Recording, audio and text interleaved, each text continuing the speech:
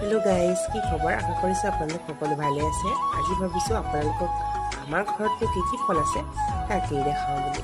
গতিকে ব'লকচোন, কি ফল আছে চাই লওঁগৈ। পোনতে দেখাইছোঁ আমাৰ পাকঘৰৰ একেবাৰে কিনাৰতে লাগি থকা এই ডালিমজোপা। এই ডালিমজোপা ৰোৱা অৱশ্যে বেছি বছৰ হোৱা নাই, তথাপিতো এই বছৰ ইমানেই ডাল ভৰি ভৰি ডালিম লাগিছে।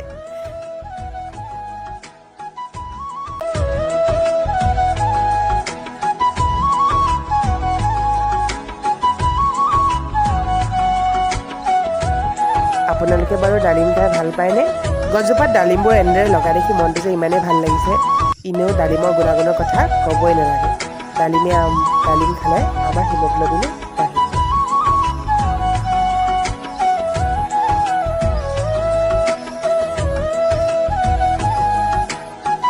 এইজোপা যে আমাৰ ঘৰৰ কঁঠালজোপা, এই বছৰৰ কঁঠালজোপাত কিন্তু